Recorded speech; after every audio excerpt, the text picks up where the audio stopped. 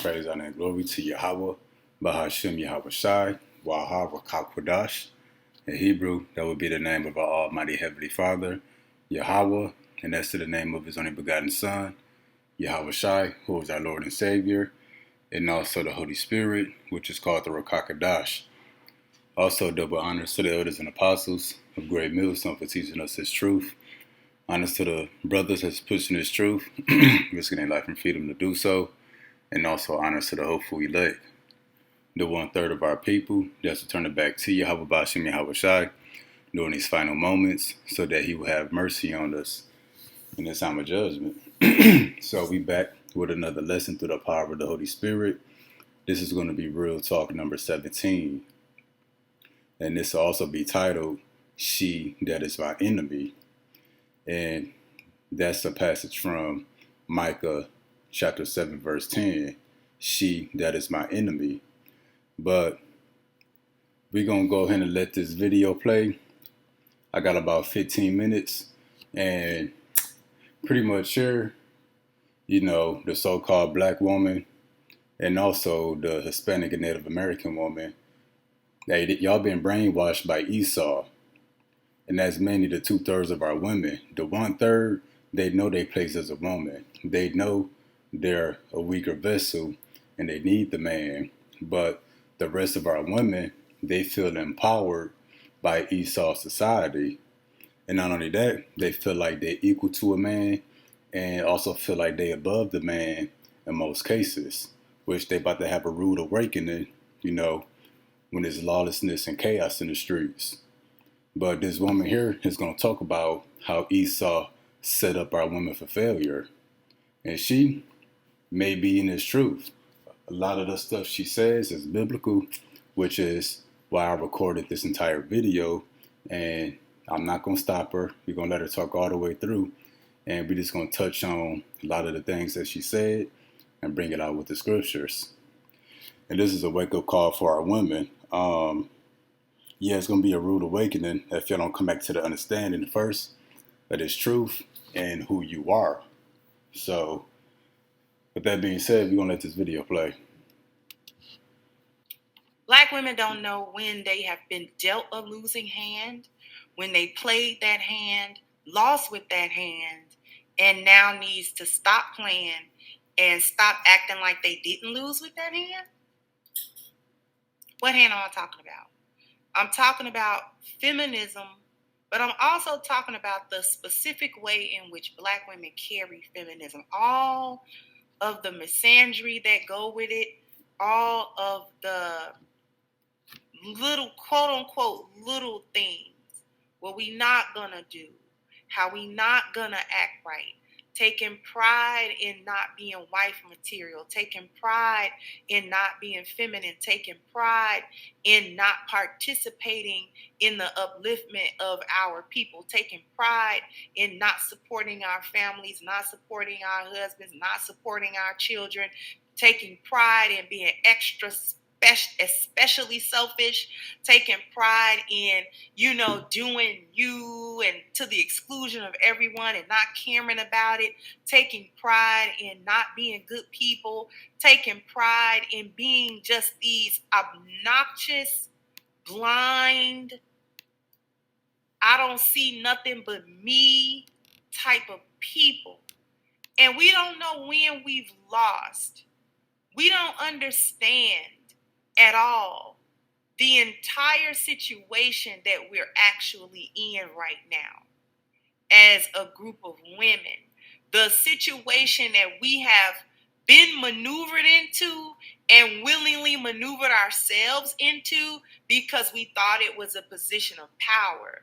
We thought that being independent of our men, independent of their cover, independent of their provision, independent of their problem solving, independent of their protection, and independent of their procreation was a position of power for us that made us untouchable and made our position unassailable.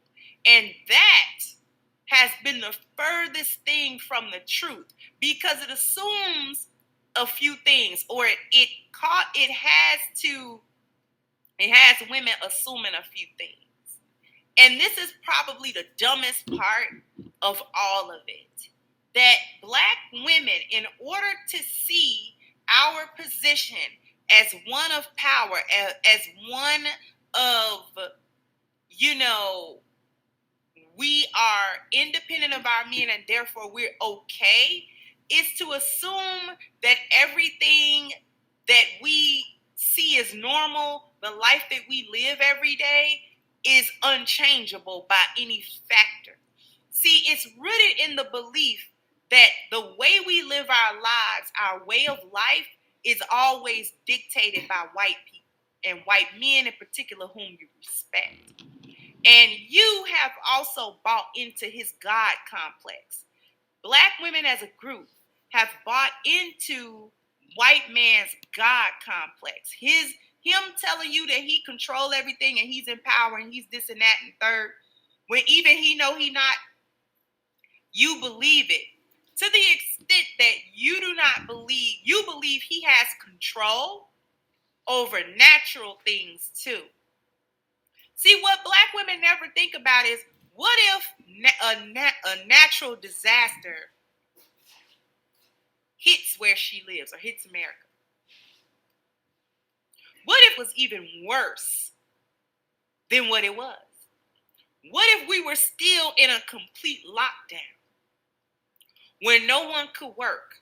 What if that government, those PPP loans and unemployment, the way that went and all of that type of stuff, what if they could only have done that for a little while, but we were still in a lockdown and you still didn't have your job and the government's like, we don't have enough funds to distribute to keep everybody afloat. This would have been officially year 2 going into year 3. And I mean of a solid breakdown like it was in 2020. You never think about anything else other than money and as a means of being independent of a man, because that's all you think men do. You never think about what happens when your God and Savior, the white man, can't handle it anymore, because it's surviving by the hairs of everybody's chinny chin chin. You don't keep up with world news. You don't keep up with what's going on around you. You're so self-absorbed that you don't know anything about what's going on around you. The grid don't have to stay up. And this is not stuff that we talking about that is far-fetched. No, that ain't gonna happen. Y'all been watching too many movies. They make movies like that because they're giving you, even though the premise might be fictional, they're giving you a sense of where things are headed. America, like any other empire or any other civilization, can and will fall. And we're actually teetering on the brink, is what you fail to understand and realize. We're actually teetering on the edge. We're on the edge. See, all of that stuff you think make you independent of your man is actually given to you by a system that's failing. Because the job that you have is because some white man company is in existence. If the stock markets tank, if these companies start tanking and all of that type of stuff, you're not going to have a job. What job? You're not done paying off your house. So if the bank moves in and be like, no, you can't really, you don't have enough money to pay for the mortgage anymore. So we're basically repossessing this house and you have to get out.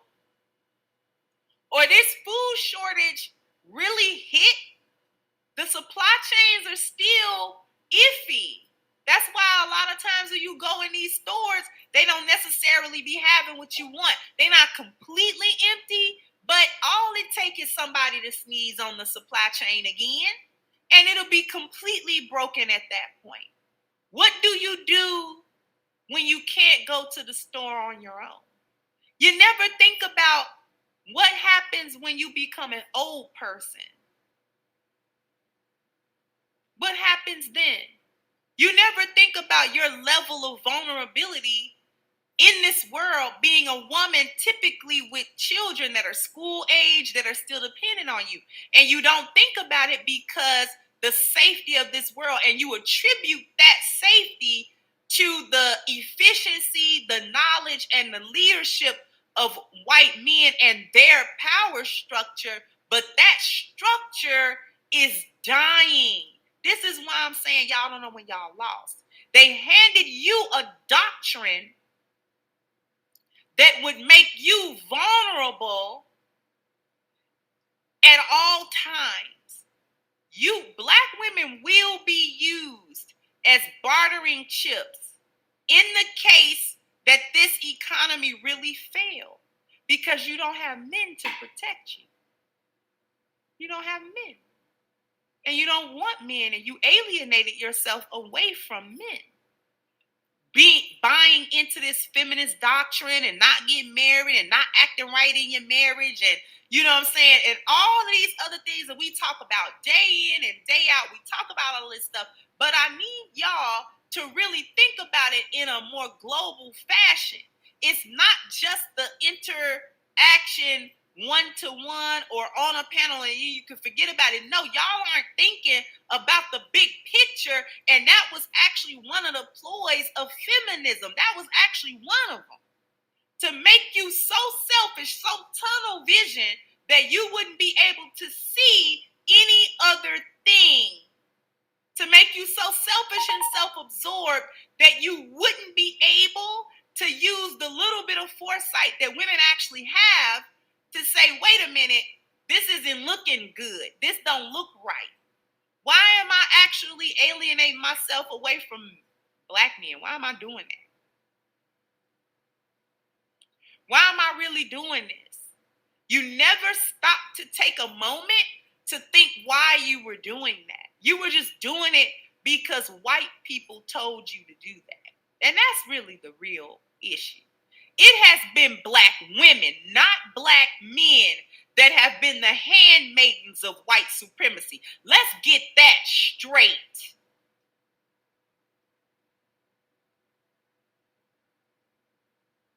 It has been black women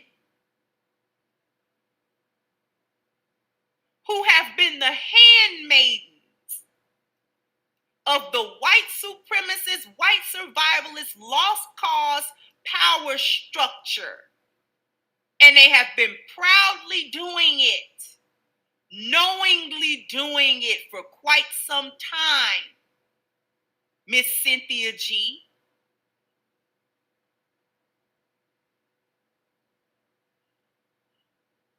Okay? It's been black women. Black women are the ones bought into feminism. Where you think feminism came from? Who gave you that pill to swallow? Who gave you that pill to swallow? But you take everything that is given to you by that hand because you trust that hand for whatever reason. And you love that hand for whatever reason because you don't think that hand will ever do you dirty. And it's doing you dirty right now. The moment it handed black women that poison pill to swallow about hating her men and distrusting her men and not valuing her men, not valuing the seed that he planted into her, none of those things, not valuing any of them things has gotten us to the point where we are really going to die. We really gonna do it. Because once he pulled jobs and homes and cars away from you, because most of y'all are driving cars that are not completely paid for, hiding from the repo man right now. Okay? You're living in homes that are not paid for. You got jobs that you don't control, with companies you don't own, with positions that will replace you in a heartbeat. There is no security. There's no security the way you think it is, and I don't understand why you don't get it. I don't understand why you don't get it. Why don't y'all get this? What's so hard about this? What's so hard about understanding that the cards that you were dealt was a losing hand from the beginning? And all that they was doing was gassing black women up and saying, yeah, girl, go ahead, girl. You gonna win this round. You gonna win this hand. You know, my hand's so bad. You gonna win this hand. And then when it came time for everybody to throw their hand down, yours was the worst of all. Your hand was the worst hand of all at the table. And you put all your chips on the table. Now they gone. Now they gone.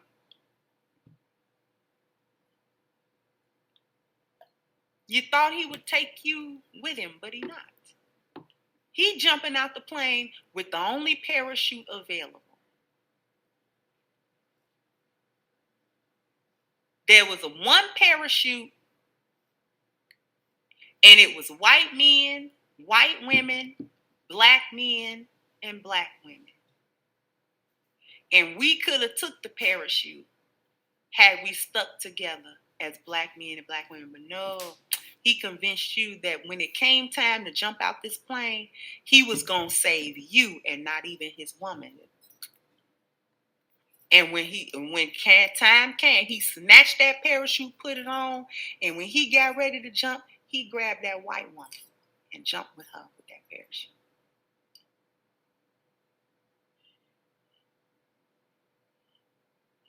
Then you're going to be stuck in the plane looking at black men like, what we do?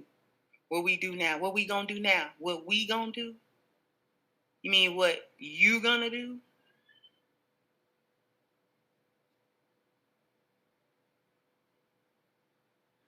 Because black men actually know how to make a parachute. He'll make one. And you just pray he take you with him when he put the parachute on it. Jump out of the nose diving plane. You understand? Anyway. So yeah, that's the video, and she really broke it down to state that Esau, the white man, got our women in. And that's nothing new. That's throughout the scriptures. That's why Ecclesiastes, the Lord said there's nothing new under the sun.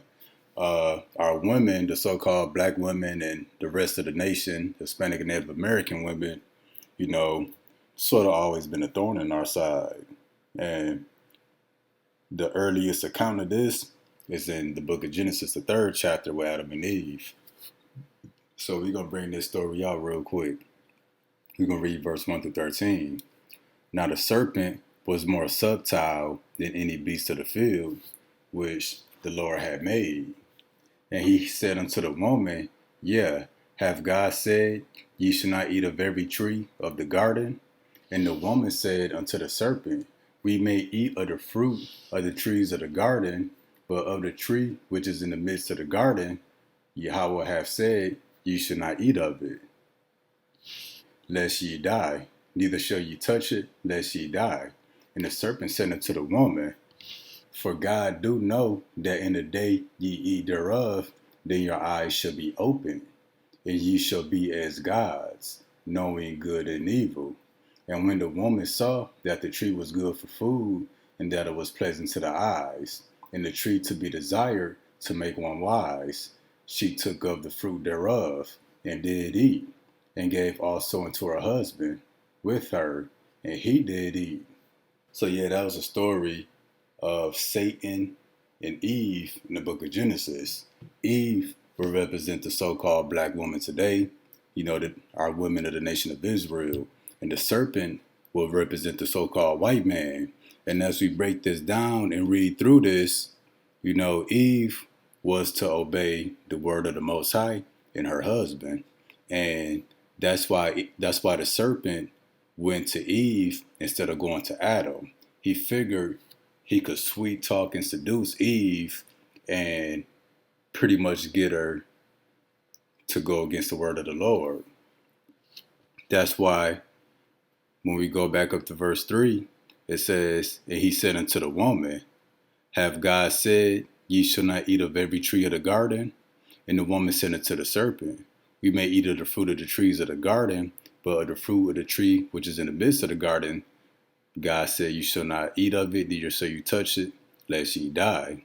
And the serpent said unto the woman, ye shall not surely die, for God doth know that in the day ye eat thereof, then your eyes should be opened, and ye shall be as gods. That's pretty much telling Eve, you can be independent. You could be on your own. You could be wise. You could be on the same level as the Most High, or on the same level as a man, knowing good and evil. You wouldn't need the Most High. You wouldn't need your man. And when the woman saw that the tree was good for food, and that it was pleasant to the eyes, and the tree to be desired to make one wise, she took of the fruit thereof. And that would be the equivalent today to our women playing by Esau's rules. Tell on your man, kick him out the house, apply for these different welfare programs, go to school, get a job, and you can be wise. You could be your own provider. You can be independent of a man. That's what was going on here. That sense of independence, because the serpent was trying to get Eve to make all these decisions on her own, independent from the man, which is what we see in society today. Esau tried to take our women and separate them from us, and to build them up on their own without the man, thinking that they can do it without the man. But Esau tricked y'all. And just for the record, this serpent is the so-called white man today. Because the serpent, the devil, is a deceiver by definition. White man is a deceiver today. And this serpent is actually a man. And that's why, going back up to verse 3 and 1, now the serpent was more subtle than any beast of the field, which the Lord had made. Sometimes the Lord will compare the other nations to beasts, and the field would be the entire earth. But right after it talks about the snake, or the serpent, it says, and he said unto the woman. So how did they even know that the serpent was a he if it was a snake? Because it's pretty hard to tell a male and female snake apart. They look almost identical. But again, it says, and he said unto the woman. So this he is actually a person, it's actually a man. And notice it used the word serpent. If this was actually a snake, like America and Christianity teaches us, I'm sure it would have just put snake here. You could find snake, in the scriptures throughout the Bible. So why wouldn't they just put snake?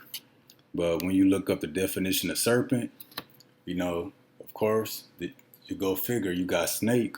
But look at definition number 2, a sly or treacherous person, especially one who exploits a position of trust in order to betray it.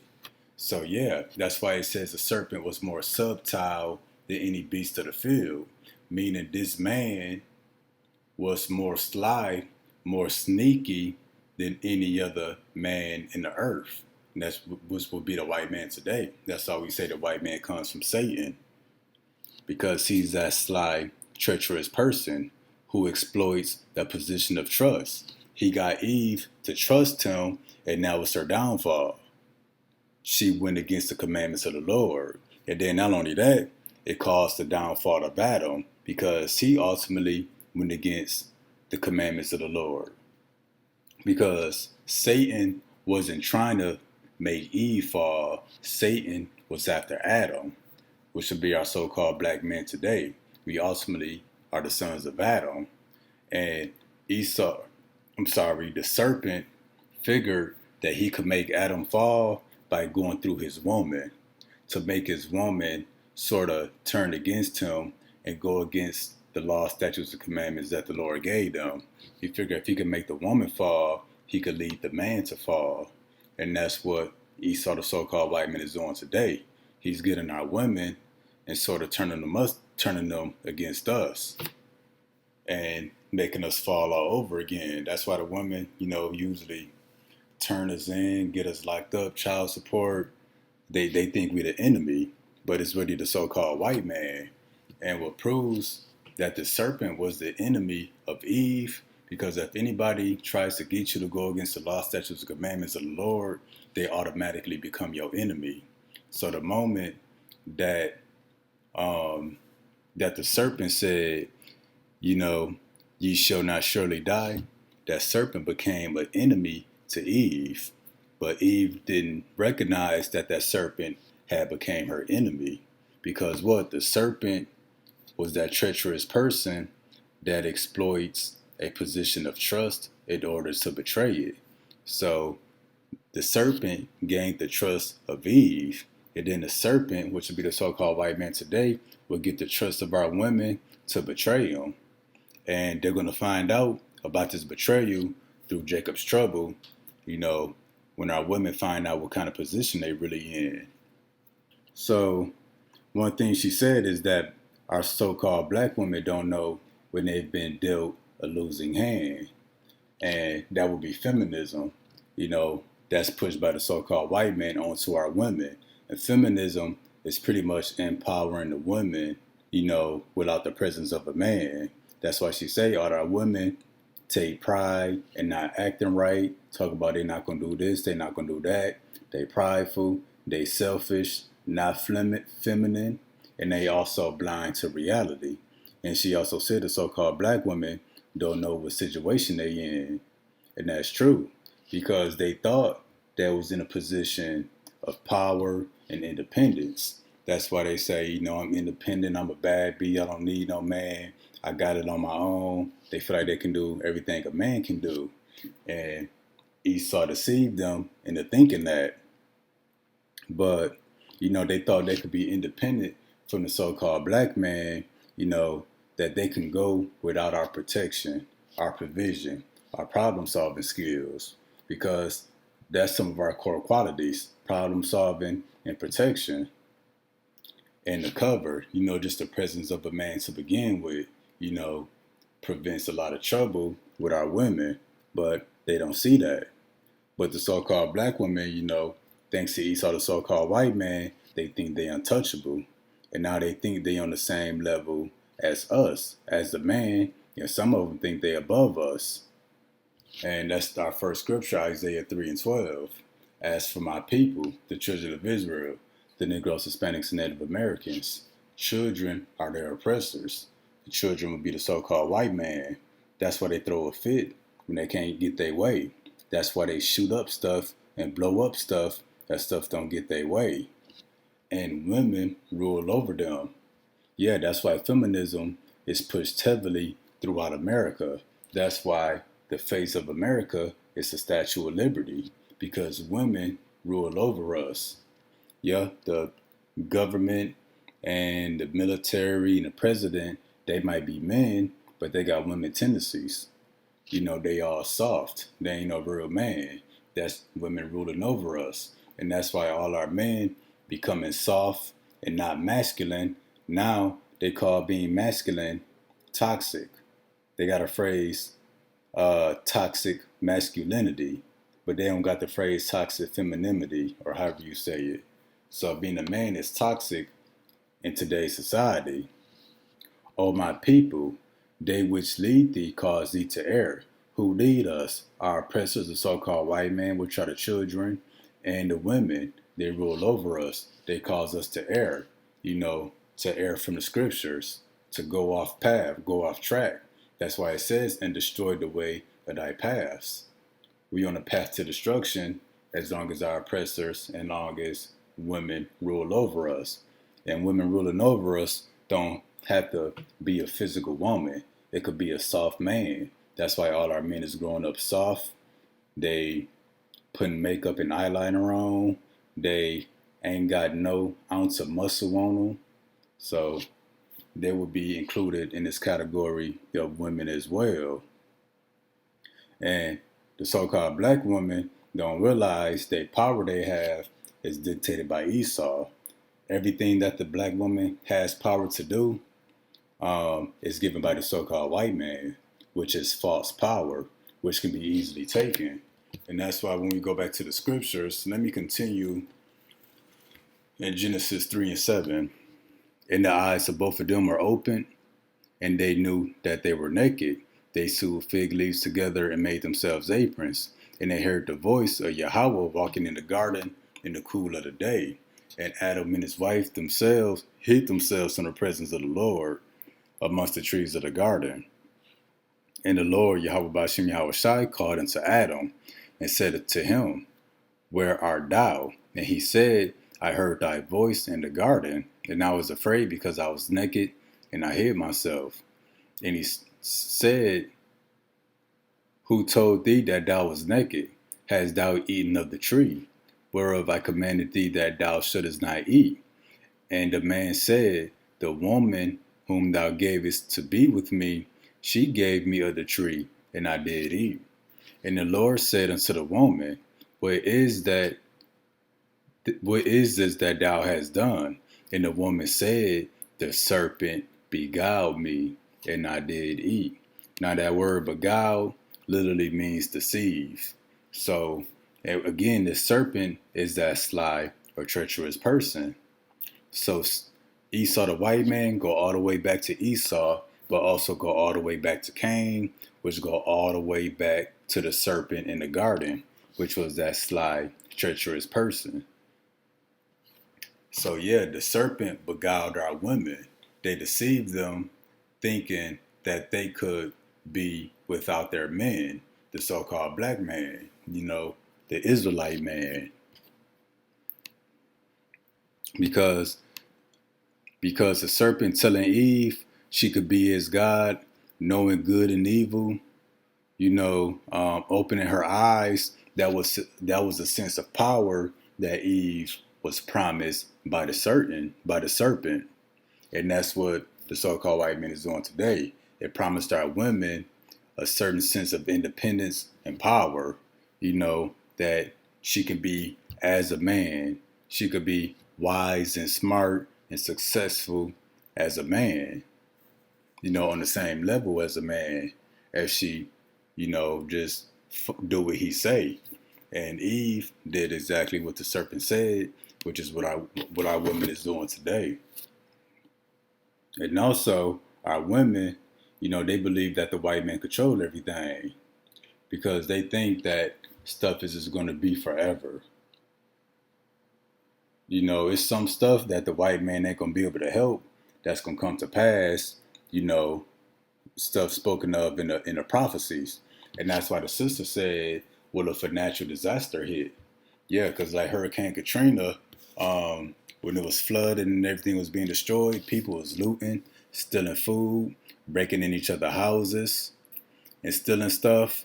And the women was completely powerless to stop that because the natural disasters is going to hit America. They have been hitting America and throughout the world. But our women don't think about that. They forgot that the presence of a man symbolizes protection and security even before money.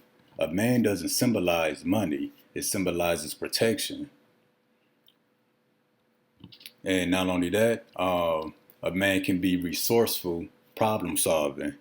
If a door fall or a window break, a man can patch it up or, probably take a couple cabinets apart and patch up that hole. But our women don't see that. And not only that, she said, what if that sickness in 2020 was made worse? It was a stricter lockdown, more jobs shut down, where the money had came from. Brothers was out there hustling, cutting grass, doing manual labor, a lot of stuff a woman, not really made to do. Not for a long period of time anyway. And not only that, a woman, again, they don't think about anything else besides money as a way of being independent. Just because she got some money in the bank, she like, yeah, I'm independent, I'm a bad bee, I don't need no man. But, she got all that money, but she ain't got no protection. And then one day she get robbed outside of her house, or she get followed home. Or she about to move into a new house or new apartment, but who she got to call to help her move? A man. Or as somebody harassing her or threatening her, what does she need? The presence of a man or a man's voice. Or as she got little boys that she raising? What do she need? A man's presence and a man's voice. So a woman can never truly be independent of a man. Us men, we bring much more than just money. Money will probably be the least of the things that we bring. We bring, we teach our men how to be skilled with their hands, work with tools, put stuff together, take stuff apart, how to think logically. Because a lot of our women don't have logical thinking. They think emotionally. So we teach our boys, how to think. And then also, not only that, again, they think all men is good for is money. And that's why when we hit Isaiah 30:3, it says, therefore shall the strength of Pharaoh be your shame. The strength of Pharaoh is the dollar. Who is Pharaoh? King of Egypt. What's Egypt today? It's America. So who's the king of America? It would be the president. How does the president have this power in the earth? It's the strength of the dollar. They can go all over the world buying up everything. So the strength of Pharaoh, the US dollar, is going to be the shame of our women. They're going to find out it's more to life than having money. It's more to being independent, than having money. You need protection, first and foremost, among many other things that you can get from a man. And the trust in the shadow of Egypt, your confusion, which would be the government. Because long as our women keep trusting in the money, keep trusting in the government to take care of them, they're going to be confused as all these government assistance programs start to be pulled back. Because again, America is in debt. SNAP benefits, insurance, that program where you can get your housing paid for, insurance through the state, all that stuff Esau gonna pull all that stuff back. And also, the white man, our women make the white man their God. And the white man can't save you. From natural disasters, catastrophes, war. Because in the event all that stuff break out, Esau gonna save himself. And most of the women, they don't keep up with world news, prophecy that's unfolding. That's the job of the man. We just more inclined to do that because even in the ancient world, again, even now, a man symbolizes protection. We can see danger coming 5 steps, 10 steps before it happened.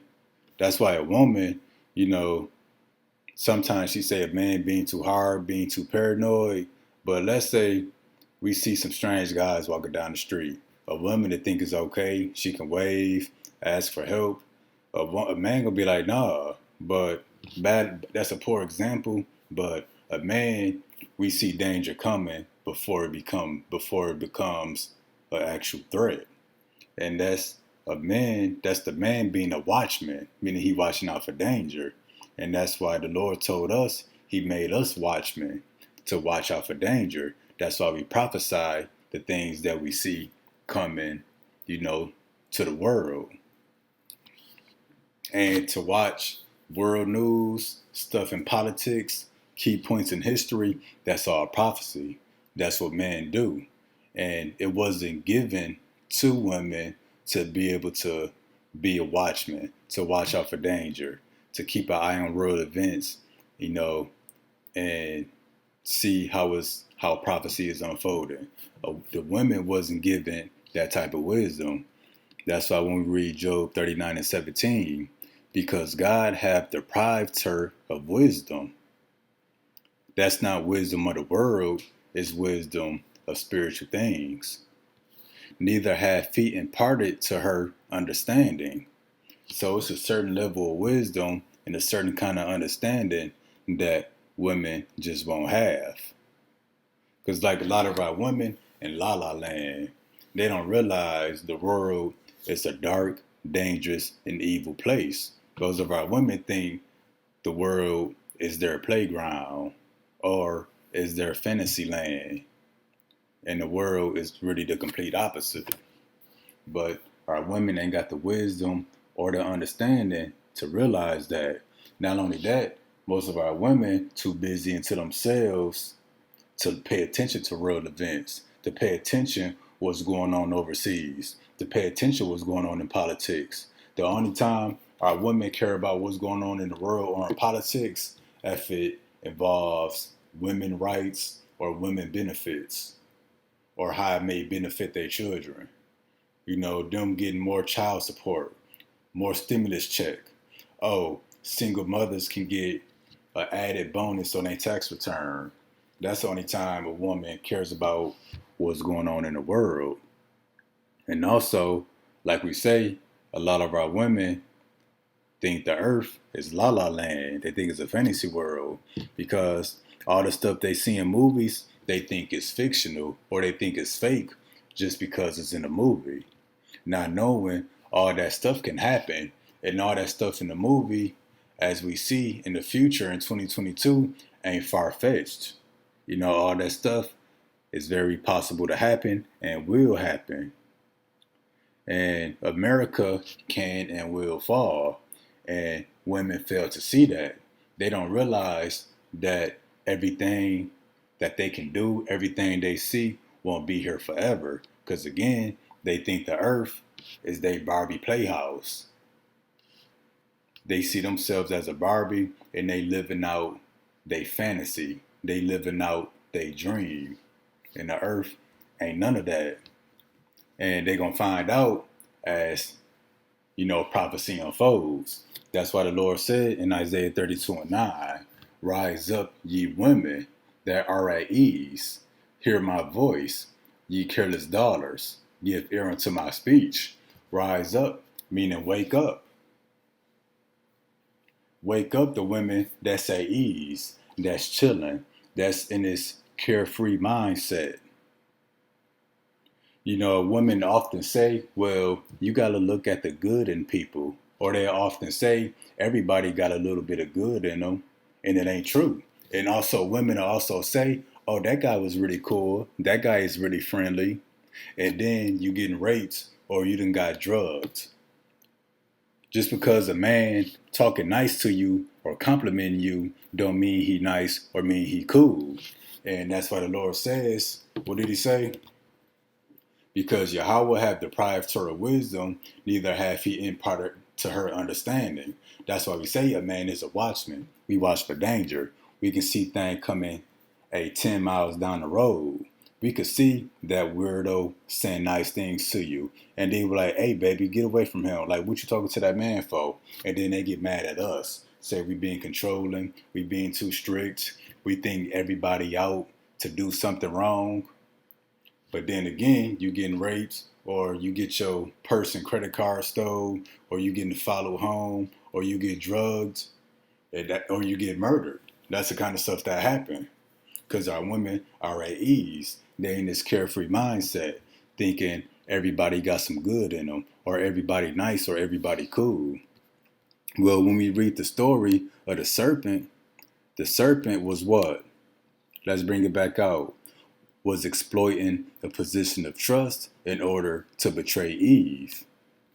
So let's read this again.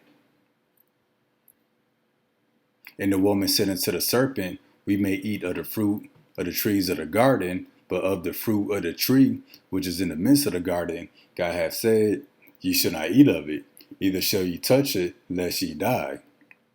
And the serpent said unto the woman, ye shall not surely die. For God doth know that in the day ye eat thereof, then your eyes shall be opened, and you shall be as gods, knowing good and evil. And the serpent was sweet talking to Eve, changed her mind, changed her outlook. The serpent was being nice to Eve. Just like men today, they'd be nice to women, just to betray them, just to take advantage of them.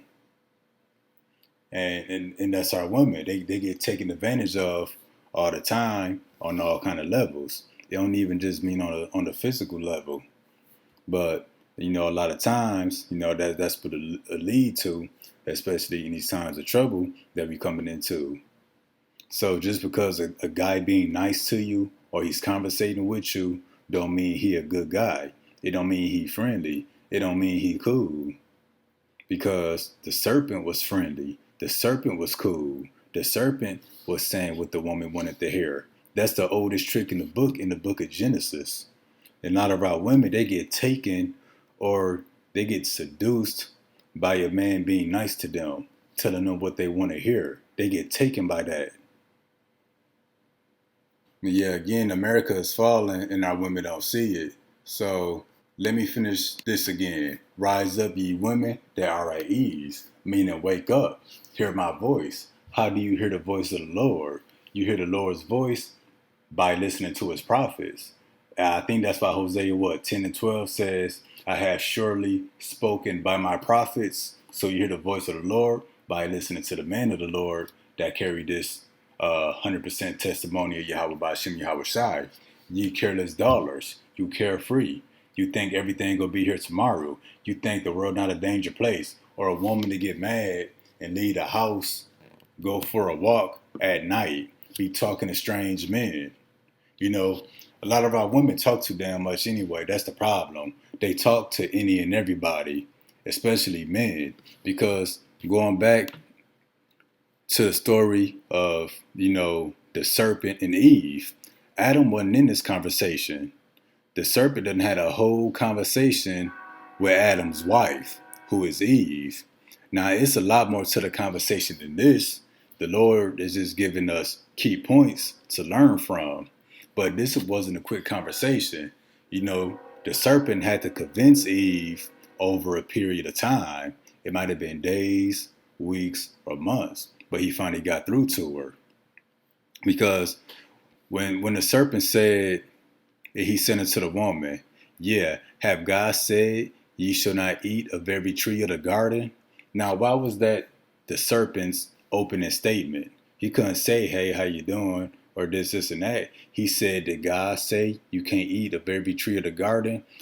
That lets you know he was on some BS. That was the serpent being that sly, treacherous person. Because again, the serpent is the man.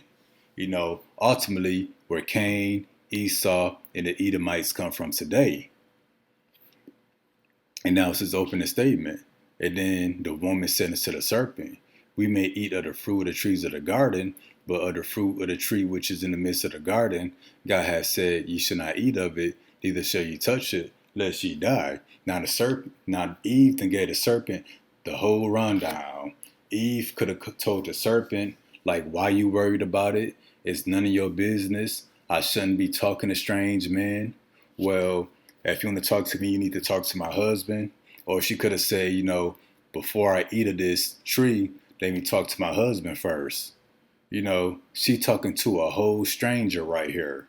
That's our women being carefree.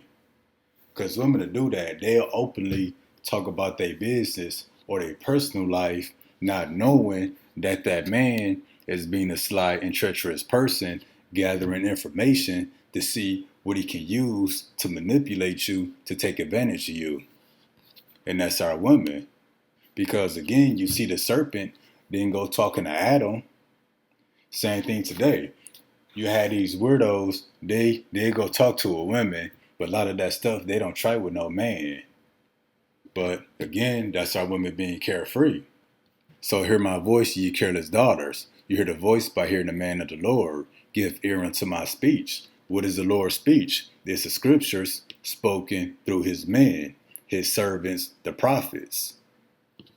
So yeah, women need to wake up and listen to us, not listen to the white man. That, if you work hard, go to school, you can get this. You get on these assistance programs, you can do this on your own. Be independent.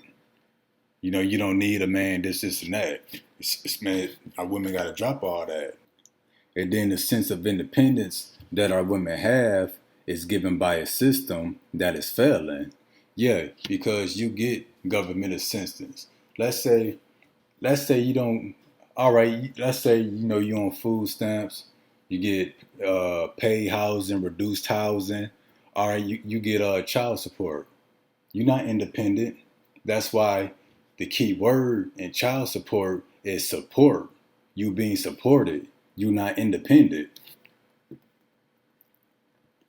And then even in that money is being given to you by the white man, by the serpent. So if you get anything from the white man, you're not independent.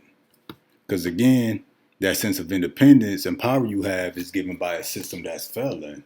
Yeah, you successful in this system, but what about when this system crash, when it fall? Then where your independence gonna be? It's gonna be out the window. Oh, you got an alarm system. An alarm system. You got the police department of the town that you live in. You got the fire department. You got a restraining order from Esau to put on your man. Now you feel like you independent. You protected. Well, eventually there's gonna be no law enforcement. There's gonna be no laws up to second degree murder. There'll be no penalties put on people. So again, this system is failing. The law enforcement system, the justice system, the money. It ain't gonna be no law enforcement, no police department, no restraining order to protect you if ain't nobody getting paid for it when the dollar crash. And not only that, the economy failing. So look at your money. Who's on the money? The so-called white man. So you're not independent. You are dependent on everything around you, really. Also, your job, 10 times out of 10, was given to you by the so-called white man. Your education was given to you by the so-called white man. You took student loans out, you got that from the so-called white man. You're not independent, and this system is failing. And what about when the stock markets crash or your company shut down? Then you won't have a job, which is going to be the case for a lot of our people as the prophecies continue to unfold.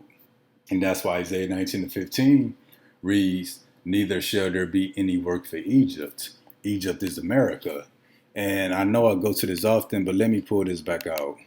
America is Egypt. That's why the pyramid is on the back of the dollar. There's no other logical reason why the pyramid is there. This is spiritual Egypt spoken of in the book of Revelation. You go to, I think, Memphis, Las Vegas, there's pyramids all throughout America. They may be business offices, hotels, something usually, for tourists, traveling and stuff, but there's pyramids all throughout America. So again, neither shall there be any work for Egypt. Yeah, because the stock market's gonna crash, the supply chain's gonna fail, the railroad services, the trucking services, all that stuff gonna go down when the dollar collapse. Ain't nobody gonna work for free. Neither shall there be any work for Egypt, which is America. Egypt is America, because of this pyramid, which the head or tail, the branch or rush may do.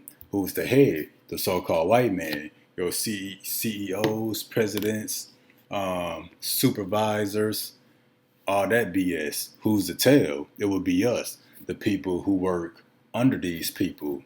We're your entry-level employees. Your manual labor, retail stores, restaurants, or working under the table. We will be the head. We will be the tail, because the head is the master and they come first. The tail is under the head and we will be the servants. So there's going to be no work for the head or the tail, for the master or for the servants.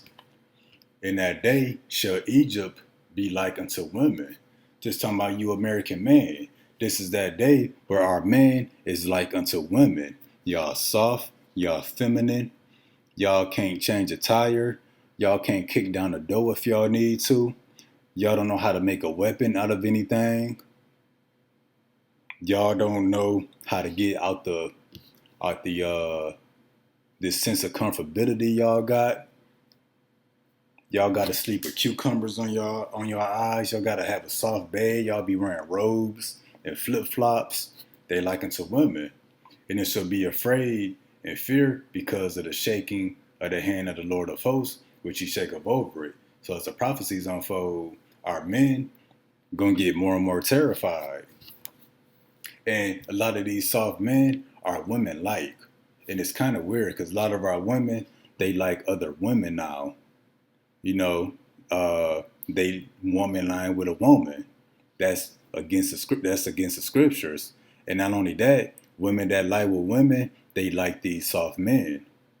They don't want no masculine man. And a lot of our women, they don't want a man. They want a home girl. They want a puppy. They want a boy toy. They don't want no real man. They want something that they can control, that they can dictate, or they want a homegirl. They look at their boyfriends as their homegirls. They get pedicures together. They put eyeliner on together. They soft. So yeah, the sense of independence and power that our women got, it comes from Esau, and all this stuff is going to fail. So everything you worked so hard for, everything that you thought made you independent, everything that you thought made you above a man, is going to be taken from you. You know, that's done by the Lord by the hand of Esau. And then, when the stuff crashed, a lot of us, not gonna be able to pay our mortgages, not gonna be able to pay for our houses. So guess what? We gonna be homeless. Esau gonna kick you up out that house. And that's also in the scriptures. Yeah, that's why 2nd Ezra 16:72 says, "For they shall waste and take away their goods." Who is this they that's gonna be taking away your stuff? It's the so-called white man. And it says, "And cast them out of their houses." Who's going to be casting people out of their houses? The so-called white man, the serpent. And who's going to be cast out of their houses? Definitely us so-called Israelites, but most of our people and even other nations, they can be cast out of their houses if they don't take the RFID chip, and bow down to the so-called white man and his mandates. So a lot of our people gonna go homeless. So you're gonna find out in that day how independent and how powerful you are. You're gonna find out you wasn't independent at all. You're gonna find out that you don't have no power at all, that you're not on the same level as the white man. And she said, well, if a food shortage hit, yeah, if a food shortage hit, where you gonna get your food from? And she said, well, what you gonna do when you can't go to the store on your own? Because eventually, when the food shortage hit, when stuff starting to go empty, it's gonna be too dangerous for a woman to go out there and get food. In this 2nd Ezra 15:19, a man shall have no pity upon his neighbor, but shall destroy their houses with the sword and spoil you their goods because of the lack of bread and for great tribulation. So yeah, the men gonna be out here acting a fool. You women can't step to no man. Most of the time, the strongest women can't even step to the weakest man, let alone all the other men that's gonna be amped up, ready for war. So again, a man shall have no pity on his neighbor, whether it's male or female. So you're gonna need a man when the stores go empty. You're gonna be a man when this food shortage get worse, when it's a real famine out here, when people done lost their minds because they ain't ate since yesterday. A man shall have no pity on his neighbor, male or female, but shall destroy their houses with the sword. What's the modern day sword? It's that firepower, the guns. So Esau, these men, even of our own people, they're going to be destroying houses with the sword. Now you in there with your children, but ain't no man in there. All your stuff, including you and your children, going to be took. And I don't care about you women that say, oh, well, I got some guns, you can do this and do that. Women not built for war. That's why they ain't sending that's why they don't send women to battle for the most part. Y'all get in the heat of battle, y'all gonna fold. And what's gonna go on in America, it's gonna be worse than Ukraine versus Russia. It's gonna be worse than the Middle East. It's gonna be worse than the violence down there in Mexico or in Haiti. America gonna be something out of this world. The women ain't ready for it. And it says spoil their goods, meaning your stuff gonna get robbed. Your children gonna get took too, because of the lack of bread and for great tribulation. Yeah, so during this great tribulation and the lack of bread, which is a famine, the men can go out to the stores. Hey, we gonna fight our way there, we gonna fight our way back. We gonna come back with something. But women, y'all gonna be completely defenseless and completely useless in that day. Because a lot of our women, they use their looks or their shape to try to have their way with a man, to manipulate a man to either helping them or doing something for them. Well, if it ain't no food, a man ain't gonna be worried about you.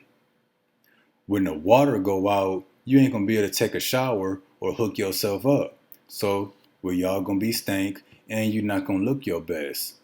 So a man ain't gonna really be wanting nothing to do with you. So you're not gonna have any means to try to get anybody to help you. But Esau done told you, you done fix yourself up, put on a sweet voice, this and that, and you can go manipulate other men out here to get what you want. That's him being a serpent. That what them tricks ain't gonna work forever. And and the woman said that if somebody sneezed on the supply chain, that everything would be broken. Now what is she talking about? Why was we wearing masks in 2020?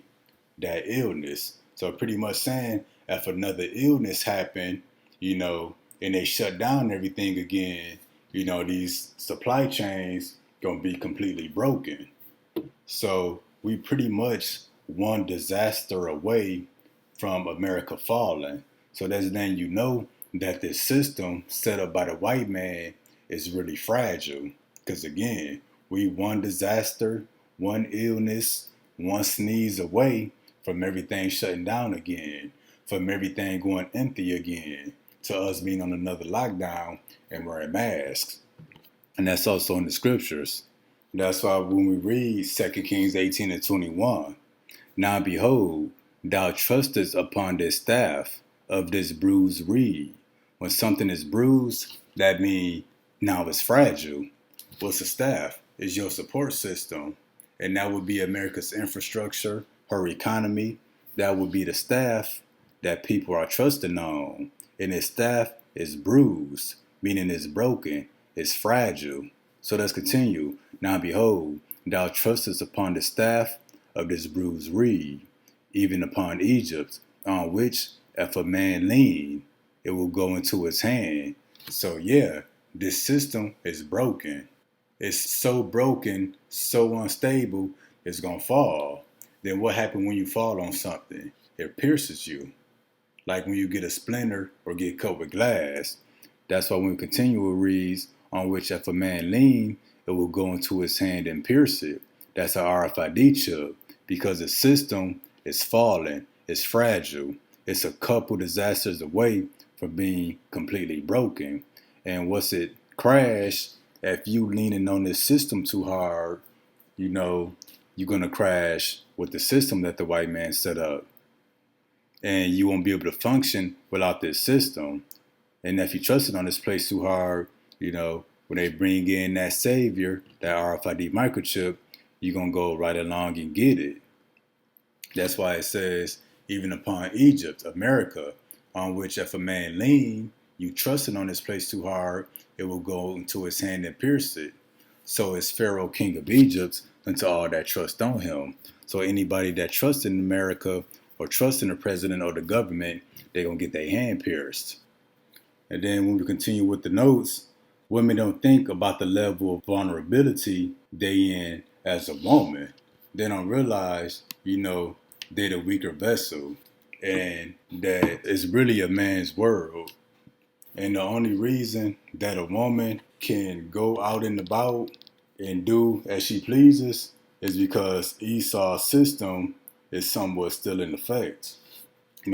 His law enforcement, his justice system, when it ain't no law out here, women gonna find out what the world is really like. A woman can anytime get robbed, raped, or murdered. But because the law is in place, most men refrain from doing that. But that's why Matthew 24 and 12 reads, because iniquity shall abound, the love of many shall wax cold. Because we done already saw the video that they're decriminalizing most crimes up to second-degree murder. So it'll be legal to rape somebody, legal to rob somebody, legal for somebody to invade your home, legal for somebody to steal from you. And third-degree and second-degree murder, manslaughter, will be legal. They passed that in Chicago, or I think Illinois. It's going to spread throughout the rest of America. So that's iniquity. That's iniquity abounding. Lawlessness in the streets, chaos. And women gonna find out when ain't no laws in place. They gonna find out what really be on people's mind, what people really want to do. They gonna find out how defenseless and vulnerable they are, especially if they got children. And also, she said the sense of safety that our women have from the white man and his knowledge and his law and his power structure is all the white man's system, but it's gonna fall. And also, the white man gave our woman a doctrine to make them vulnerable at all times. And what's that doctrine? That's feminism, that they don't need a man. And that's why when we read Isaiah 30, verses 1 through 3, woe to the rebellious children, saith the Lord, that take counsel, but not of me. So yeah, our people, especially our women, they don't take counsel from the Lord.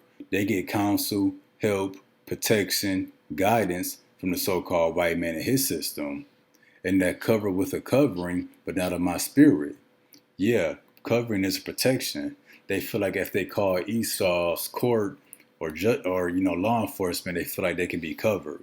They feel like if they got a certain amount of money in the bank, they could be covered. But they don't take the covering of the Holy Spirit. But our women that's coming back to this truth, they take the covering of the Spirit.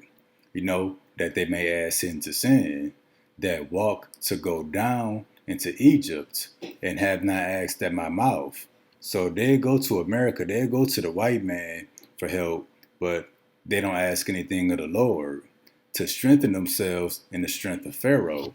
The strength of Pharaoh is his dollar, his infrastructure, his economy. So they strengthen themselves in the white man society by having a 401k, couple insurance policies, child support, a bank account, cash on deck. That's them strengthening themselves in the strength of Pharaoh and to trust in the shadow of Egypt, which should be the government. Therefore, should the strength of Pharaoh be your shame, the dollar in the white man's system is going to be your shame, and the trust in the shadow of Egypt is going to be your confusion. And as we continue to Isaiah 30 and 5, our women trusting in the system too much. Everything collapsed. It ain't going to be no food stamps. Ain't going to be no law enforcement. Ain't going to be nobody you can call. Ain't going to be no child support. Ain't going to be no jobs. Ain't going to be no having your own business. It ain't going to be an independent or a bad bee no more. That's why it reads, they were all ashamed of a people that could not profit them. Yeah, you're going to be ashamed when the white man can no longer help you or empower you as he's been doing. So again, they were all ashamed of a people that could not profit them, nor be a help nor a profit. Yeah, because Esau can be a help for now, but once everything starts to go downhill, Esau ain't going to be able to help you no more. So they won't be a help nor a profit, but a shame and also a reproach. So that's going to put a lot of shame on you women when you put all your chips in one basket, and that basket failed. But when the economy fall, when that basket fell, the women, they're going to lose all that sense of power and independence they got. And that's Isaiah 32 and 9 that we're going to come to again. Rise up, ye women that are at ease. Hear my voice, ye careless daughters. Give ear unto my speech. Many days and years shall ye be troubled, ye careless women. Yeah, because many days you're going to be troubled. The Lord's going to speed up the time. It's going to be so much trouble. Hey, that's why it's going to seem like you having years of trouble in a short amount of time. For the vintage shall fail, the gathering shall not come. The vintage failing and the gathering shall not come. That's your food stamps, your child support, your work checks, your tax refunds, your dirty PPP loans, the sources of the income that you get as a means of gathering food and resources. It's not going to come. All that stuff's going to fail. Tremble ye women that are at ease, be troubled. So the Lord's going to purposely cause all you women to go through horrific times, ye careless ones. And the only reason you're going to go through most of that trouble because you ain't got a man around. And not just any man, but a man of the Lord. The only reason you're going to go through most of this trouble because of how careless you are. You're going to forget that we on the lockdown, or you're going to forget that most of the laws are being decriminalized. You're going to forget that the dollar done crashed, and you're going to go out there and try to go for a walk. Or you're going to be like, I'm going to the store real quick. And you're going to down there get put to death if it don't happen. The Lord says also strip you and make you bare. What does strip you and make you bare mean? Meaning the Lord is going to expose you and show you that you're a woman. You see, most of our women, they forget that they women. You know, thinking that they on the same level as a man. Now the Lord's going to show you that you're just a woman. He's going to show how weak you are and how, mentally, to how weak you are mentally too. And we don't mean weak mentally that, you know, you raising children, going to school, balancing that with going to work. We mean how weak you are mentally when all hell breaking loose and there's death in the streets. People trying to kick in your door, kick down your windows. People waiting for you outside of your house at night. That's what the Lord means when it says strip you and make you bare, and gird sackcloth upon your loins. And not only that, she said women is going to be used as bartering chips. And what does it mean to barter? It means to trade. You trade goods and services for other goods and services. So when the economy collapses, you women, y'all gonna be turned into property. Men are going to be trading women for food, for other goods, for other services.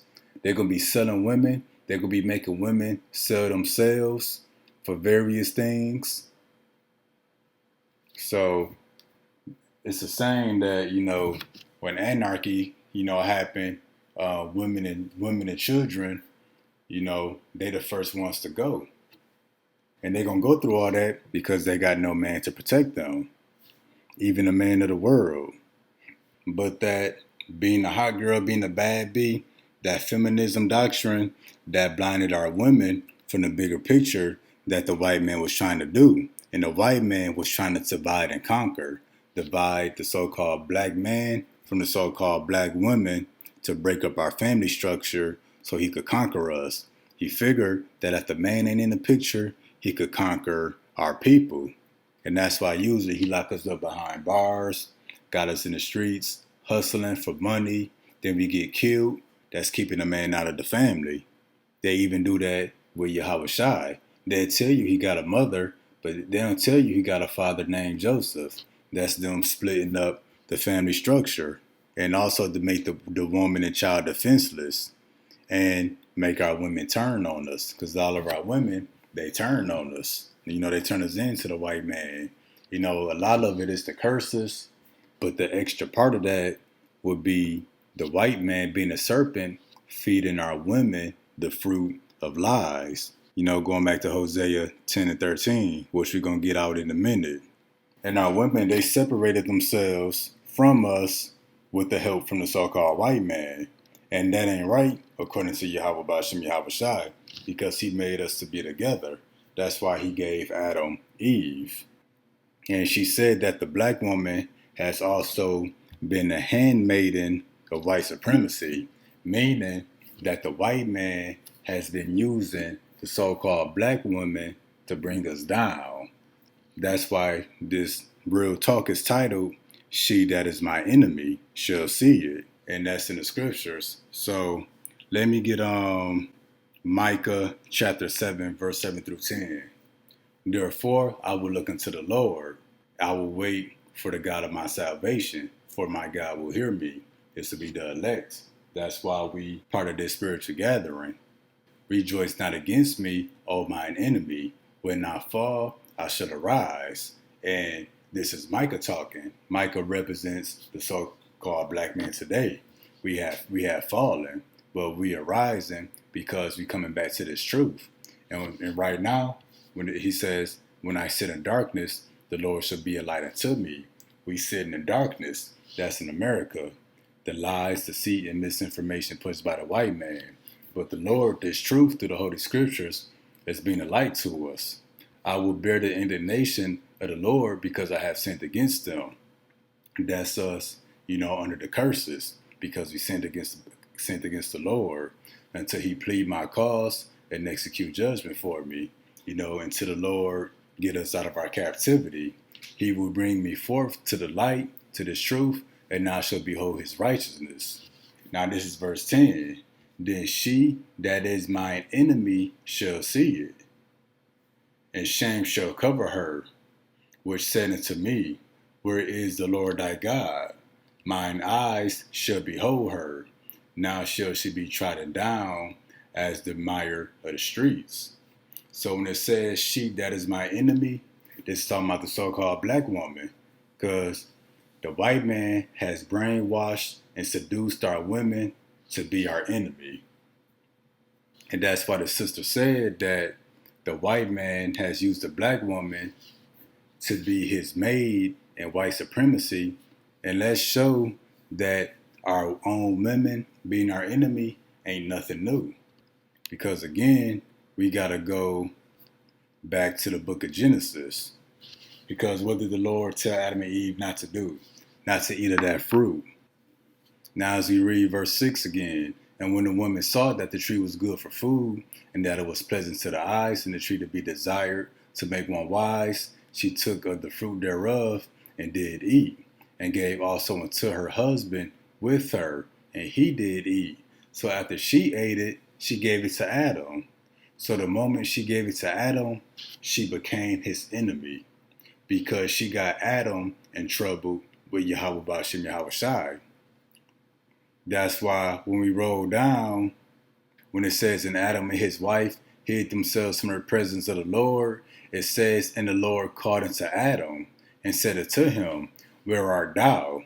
And he said, I heard thy voice in the garden, and I was afraid because I was naked, and I hid myself. And he said, who told thee that thou was naked? Hast thou eaten of the tree whereof I told thee not to eat thereof? Then the man said, the woman thou gavest to be with me, she gave me of the tree, and I did eat. So the Lord called out to Adam, because Adam was supposed to be the head of the household. Adam was supposed to make sure him and Eve followed the words of the Lord. But when they didn't, the Lord didn't call out to Eve. He called out to Adam. So that's the moment that Eve became Adam's enemy. And how do you turn on your man? By going back into the world, following the ways of the world. Brothers trying to do the work, trying to teach this truth, and you trying to pull him away from that. But even out there in the world, you got our wicked Eves, that be getting our men locked up. So this is the first account of our own women being our enemy.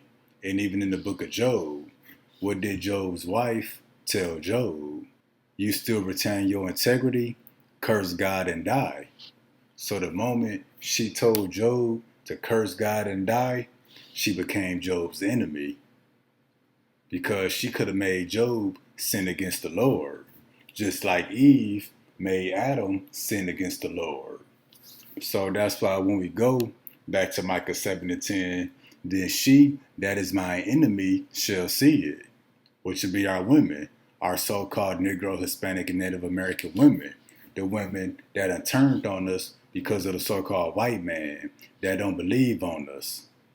She shall see it, and shame shall cover her, which said unto me, where is the Lord thy God?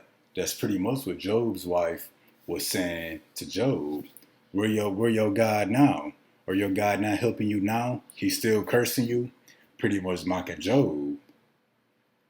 My eyes shall behold her. Now she shall be trodden down as the mire of the streets. So we're going to see most of our women get, put to death for being our enemy. Speaking of the man of the Lord. Because the Lord don't care about these other so-called black men and women that's not in this truth. But on both sides, our men and women that's in the world and the man that's in his truth. The woman is being our enemy. So again, that's the white man being a serpent, taking the so-called black woman who is Eve and using the black woman to bring us down, the so-called black man, which would be Adam. Same tactics in the book of Genesis. So again, that would be the white man who was the serpent, who is using Eve, who was the black woman, to bring down Adam, the so-called black man, which be all of us today. And when we continue with my notes, being single, being independent, relying on the white man for assistance, the so-called black woman hating her own men, don't trust her own men, not valuing the men of her nation, that's because she ate Esau's lies. Hosea 10 and 13. Ye have plowed wickedness, ye have reaped iniquity, ye have eaten the fruit of lies. Because what's the first example of Eve eating the fruit of lies? When we go to Genesis 3 and verse 6, and when the woman saw that the tree was good for food, and that it was pleasant to the eyes, and the tree desired to make one wise, she took of the fruit thereof and did eat. So she ate the fruit of lies. This fruit is not literally a piece of food. It's the ways of a certain group of people.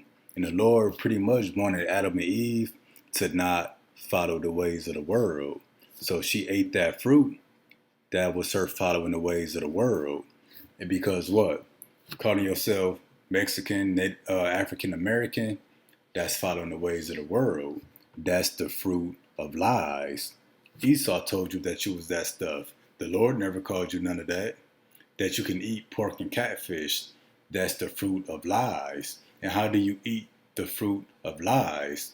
It's what you feed your mind. That's why they say, watch what you feed your brain. Watch what you feed your mind. Or they might say, let your mind digest this. Because you can feed your mind information just like you feed your stomach food. So Esau done fed our woman feminism.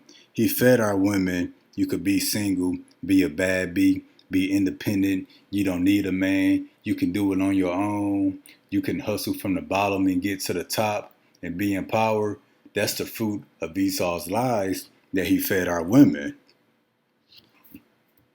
And then also some of those lies, he turned our women against us. Our women don't believe in us, don't have faith in us. We're not talking about for our sorry man, that can't do nothing. We talking about the man, hey, that's keeping their masculinity, that's strong, and that came back into this truth. Because it's our women, it's our women who the main women that don't think we the men of the Lord, that don't think we know what we talking about concerning prophecy, don't think they gonna need our help when all hell break loose. For some reason, they think they're gonna be all right without us. It's our own women that doubt us. They doubt us more than anybody else. Hey, Esau, the white man, don't doubt us. That's why he turned our women against us. That's why he keep us behind bars. That's why he keep us not being educated so we can't function in the system. We can't get jobs. Now most of our people selling drugs and dead or in prison anyway. The white man don't doubt us. That's why they get so insecure when we around, no matter where it is. At work, on the basketball court, in the classroom, whenever it's a so-called black man in the same position, doing the same thing the white man doing, hey, the white man gets super insecure. So our people that doubt us the most will be our own women. That's why, and Esau told you that we couldn't do nothing because you ate the fruit of Esau's lies. And that's why going back up to Micah 7 and 10, it says, then she that is my enemy shall see it. But also, I want to hit Job 2 and 3, because just like the so-called black woman ate the fruit of the white man's lies, Eve ate the fruit of the lies of the serpent.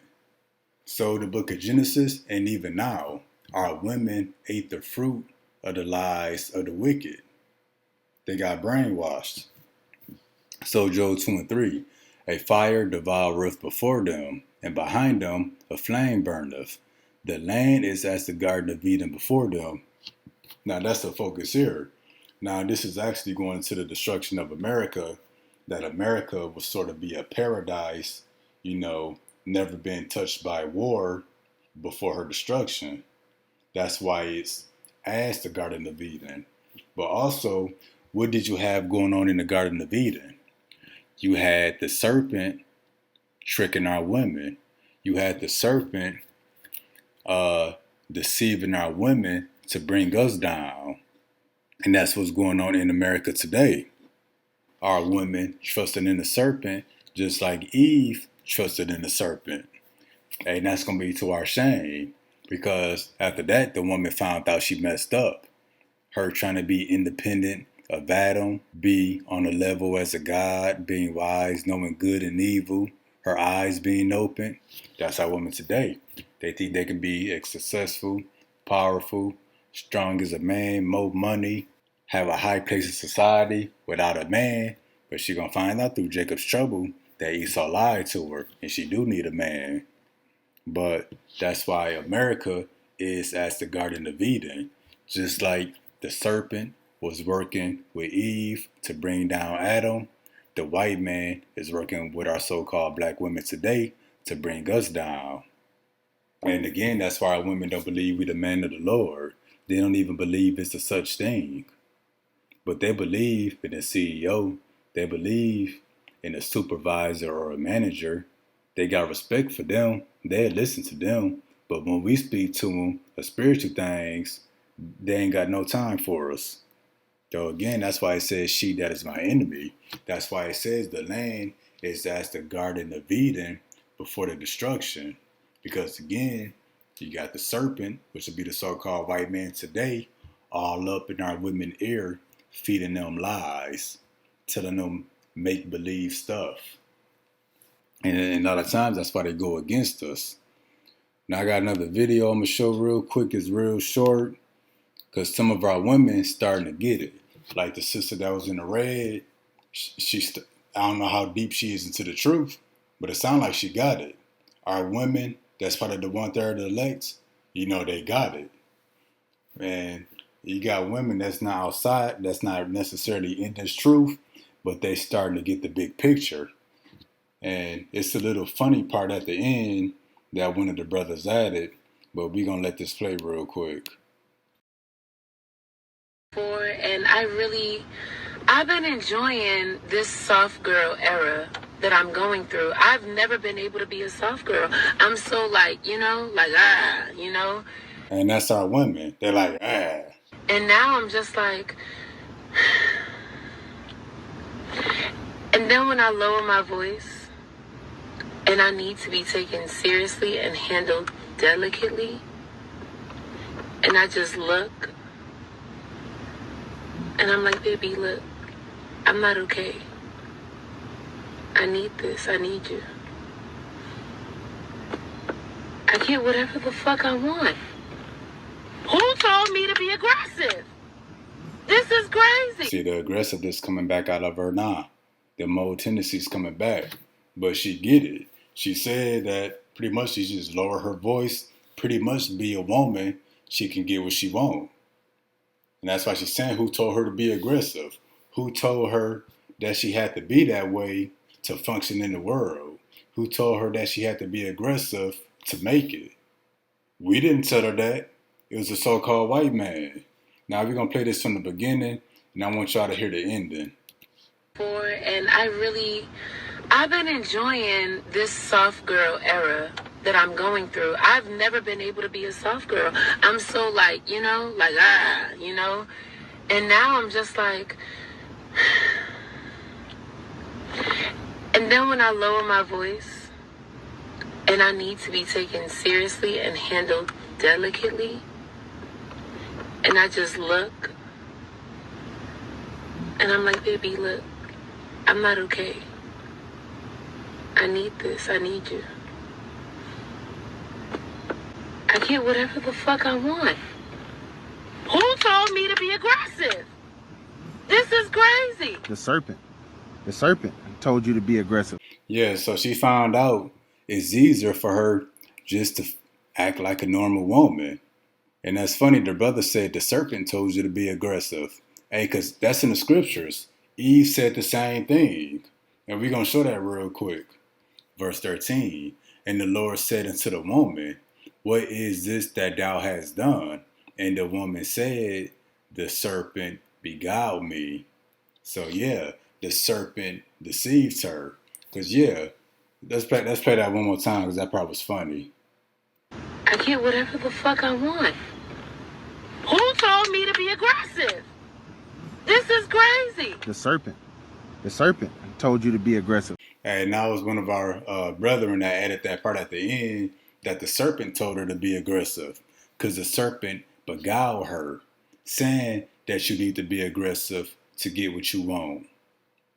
The serpent beguiled our women, saying, hey, you could be on the same level as a man. Get these assistance programs, get this degree, and you won't need a man. Hey, put the man out of your house, and you can collect child support. You can collect food benefits. You can get a bonus on your tax return. You can get low-income housing, for free. That was the white man beguiling our women, just like the serpent beguiled Eve. And, it's our women that don't believe we the man of the Lord because they're beguiled by the white man. They believe in Esau's science and what he says, beliefs and philosophies, his ways of thinking, but they don't believe in our way of thinking. They don't believe us when we start, bringing understanding to the scriptures. It's because the serpent beguiled you. And again, who is that serpent? A sly and treacherous person. That's a so-called white man, especially one who exploits a position of trust in order to betray it. Before the white man betray you, he gain your trust. Then he exploit that trust and betray you. That's how he betrayed Eve. He started talking soft to her, saying what she wanted to hear. Then she began to trust him. That's why she ate the fruit, because she trusted the serpent. That's why our women be turning against us and don't believe in us, because they trusted the serpent. And that's why our women thought, they could be independent, bad bees, had the same power as a man, don't need a man. That's because the serpent beguiled them. The woman also said that the white man got our women at the point of death and they don't even see it. So our women, by the millions, don't realize they one step away from death. When the power go out, when the famines hit, when it's a purge and all hell breaking loose in the streets, they don't realize how close they are to their death. And that's because they've been blinded. That's why 2 Thessalonians 2:11. And for this cause, Yahweh Ba'ashem Yahweh Shai shall send them strong delusion, that they shall believe a lie. So yeah, just like the Lord sent a strong delusion to Eve, she believed a lie, the lie of the serpent. Well, the Lord is again sending this strong delusion to our women, that they should believe the lie. And who is that lie? It's the lie from the so-called serpent today, which is the white man. What we see here. And that's why she said, who told her to be aggressive? She probably learned that from her mama, and where her mama learned it from the so-called white man. They believed a lie. They believed that they had to be aggressive. They believed that they didn't need a man for protection, which is why most of our women about to be at the point of death. Her and all her children about to die, by the millions. And again, this strong delusion, it's a so-called white man, and you believed it. And also, this will continue back with my notes. Our women don't own anything. It's all given by the white man. The sister said it. So Esau can easily take these cars, these houses, these jobs, this food, this security. He can take all of that. And that's why she said at the end also that our woman was dealt the worst hand, because the so-called black women, also the Native American and Hispanic women too, they in the worst case scenario. They defenseless, separated from the men, A lot of our men don't even want nothing to do with their own women, and our women not gonna find out until it's too late. Till it's a purge outside their door. But again, that's why the so-called black woman was dealt the worst hand, because they put all their chips in the so-called white man, and when it's gone, hey, they lose everything. Because Esau also gassed up our women, thinking that they can be equal to the white man. And like she said with the parachute story, it was one parachute, so-called black man, so-called black woman, a white man and a white woman. The man took the parachute and jumped off and took the white woman with him. So yeah, Esau not gonna save you so-called black women as all hell start to break loose. He gonna get his kind, his woman, and they gonna go out together. They gonna leave you behind, and you gonna find that out. And then what the women gonna do? Once everything gone, they gonna look at us and say, what do we do now? And that's why the women said, you mean, what do I do now? Because once Esau take all the food and water and the power go out, hey, the women ain't gonna be able to do nothing. It's gonna be up to the man. And one of my favorite quotes that I got from a movie is, you will do nothing because you can only do nothing. And that's what our women gonna do. They're gonna be sitting ducks, waiting to take orders from the man to help with our survival. And then, even when a woman ain't got nothing she can do, she's still not gonna believe her man. But hey, that's why the Lord is bringing this great tribulation and Jacob's trouble on our people to reestablish that order. He's bringing this trouble as a way of resetting the structure. It's going to be a hard reset. Our women got to see that they are just women and that we are men and that they need us. And then they follow the structure, everything will be all right. Our men get it in this truth. The women in this truth get it. Some of them still may struggle a little bit, but women will see that the Lord is trying to reset the structure. He's trying to set everything back in order. And again, this is going to be a hard reset. When everything gone, a woman not going to be able to do nothing anyway. Because what? A woman's emotions is going to get in her way. If a woman get put out her house, which is going to happen, she going to be too emotionally upset to try to get out there and build a tent. A man is going to be like, hey, we still alive, we still healthy, we still in a good physical condition, we can gather a few resources, and we can build a tent. And it's best we build it now while we still got daylight, or before it rain or something. So that's going to be the logic of a man. While a woman, she going to be crying, upset, because her comfortability and everything she worked for got taken away. Not knowing that the Lord blessed her with a pair of feet, a pair of hands, eyes, and the brain to get out there and be smart and try to put something together. But, us men, we going to be operating like that anyway. That's what the woman ain't got. If she get too emotionally upset, she just shut down like a child and can't function. Which I'd heard plenty of women say that. I got so upset and mad, I just cried. That's just a bowl of nonsense. You got mad and cried. See, men, when we get mad or upset, we take action. We about to straighten something out. But we're going to see that through these times of trouble. And a couple of scriptures I want to get, the last few, we're going to hit Psalms 1, 10, and 3. Thy people shall be willing in the day of thy power, in the beauties of holiness from the womb of the morning. Thou hast the dew of thy youth. So yeah, to break this down, the people should be willing in the day of our power. So the Lord is going to bring great power to his men. And our people are going to be willing. Willing to what? Willing to shut up, willing to listen, willing to submit, willing to take orders, willing to let us lead. And it's mainly the women, because women greatly outnumber the men. So a woman is going to be willing to be a woman and let the man be a man. And that's why it says in the beauties of holiness. Another word for this beauties, when I looked it up, with splendor, majesty, glory, and of holiness.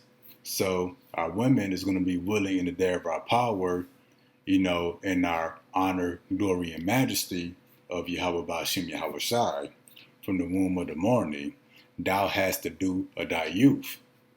Meaning we're going to have the spirit and the Lord's favor and the power over us again, just like we did in the days of our youth.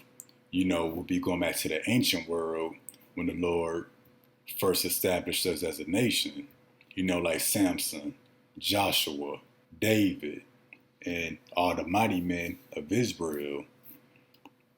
But again, thy people shall be willing in the day of thy power. Then she that is my enemy shall see it. What is she going to see? She's going to see that power. But let's see again how this turns out at the end of the verse. Then she that is my enemy shall see it, and shame shall cover her, which said unto me, Where is the Lord thy God? My eyes shall behold her. Now she shall be trodden down as the mire of the streets. So a lot of our women that doubted us, the Lord is going to keep them alive just so they can see us in the day of our power. That's why it says, she that is my enemy shall see it. Shall see what? When the favor and the power and the glory is given back to the men of the Lord. That's what she's going to see. And that's why she's going to be covered in shame, which said unto me, Where is the Lord thy God? They're going to be covered in shame because they didn't believe in the Lord. Neither did they believe in the men. Neither did they believe that we was the men of the Lord. But once the Lord shows us favor and mercy and gives us power, she's going to be covered in shame because she doubted. And because she doubted, that means she was an unbeliever. And because she was an unbeliever, that means she was a 2/3. Now, my eyes shall behold her. We're going to look at this 2/3 woman. She that was our enemy. And she shall be trodden down as the mire of the streets. So the Lord's going to keep these women alive just to see the men of the Lord be raised up in power, majesty, and great glory. And then once they see the men be raised up, these women going to be trodden down in the streets. They're going to be receiving judgment on the massive scale. So again, thy people shall be willing in the day of thy power, and she that is my enemy shall see it, and shame shall cover her. So this will be the 2/3 women. They're going to see us in the day of our power, and shame is going to cover them. Then they're going to receive judgment. But on the other hand, the 1/3 of our women, they're going to cleave to us, and they already cleaving to us now. That's why it says, and in that day, 7 women shall take hold of one man, saying, we will eat our own bread and wear our own apparel. Only let us be called by thy name to take away our reproach. It's going to be more than 7 women taking hold of one man. This will be the men of the Lord. But saying that all women is going to be trying to grab on the man. And just because one of these women grab a man on the Lord, don't mean you of the elect. The Lord is going to separate you from his chosen man by death. Great power is coming to the man of the Lord. Then she that is my enemy, which should be our women, our so-called Black, Hispanic, and Native American women, shall see it, shall see us in the day of our power before they receive judgment. But by the time they see us with our power, they're going to think they're going to have peace and safety. Nope, the Lord going to kill them. That's why it says, my eyes shall behold her. Now she should be trodden down in the mire of the streets. Because there was unbelieving. So because they didn't believe until they saw it with their own eyes, the Lord going to execute judgment on them. You weren't a true believer in the testimony of Yahweh Shai. Because part of that report, part of that testimony is that the men of the Lord will be raised up in great power. But because you didn't believe it, you didn't truly have a testimony.